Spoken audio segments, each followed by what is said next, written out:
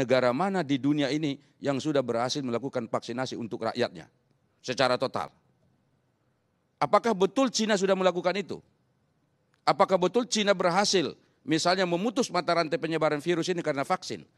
Termasuk Rusia. Rusia kan mengklaim kalau mereka sudah vaksin warganya. Apakah betul? Jangan-jangan vaksinnya vaksin politik, Bang Karni.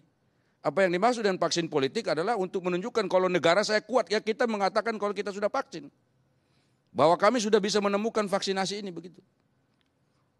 Kalau memang berhasil misalnya, katakanlah Rusia sudah berhasil, kenapa kita tidak misalnya datang ke sana minta supaya kita kalau buru-buru tergesa-gesa kita mau buat, ya kita datang aja ke sana.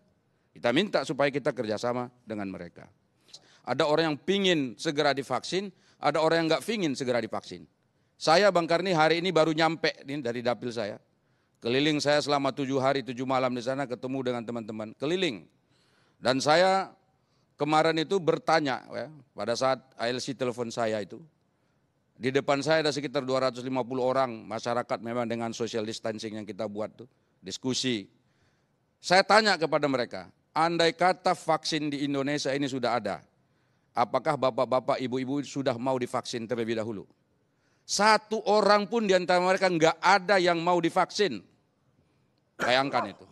Lalu saya tanya, siapa yang paling pantas untuk divaksin terlebih dahulu? Mereka mengatakan para pejabat tinggi, kalau bisa presiden dulu. Setelah itu para menterinya, setelah itu para pejabat tinggi lainnya, baru yang keempat DPR. Jangan sampai persoalan vaksinasi dan COVID ini jadi ajang bisnis.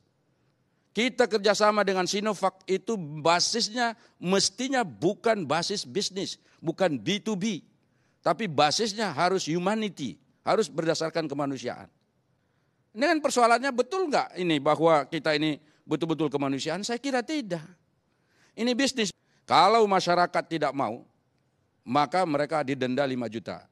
Apa yang harus dilakukan terkait dengan mereka? Apakah harus diberi hukuman? Indonesia ini lama-lama ada apa-apa dihukum, ada apa-apa dihukum. Apakah harus seperti itu?